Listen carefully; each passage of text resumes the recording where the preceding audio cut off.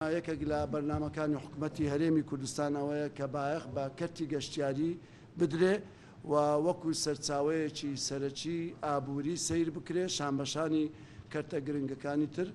لەو سۆنگەیەوە ئێمە ئەو کۆبوونەوە و ئەو ئاسانکاریانە پێشکەش دەکەین لە بۆ هاتنی گەشتیاران و لە بۆ زیادکردنی ئەو ژمارەیە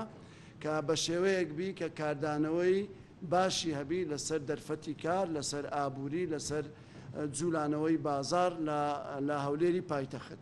خۆشبەختانە لە جەژنی ڕابردوو ژمارەیەکی زۆر لە گەشتیاران ڕوویان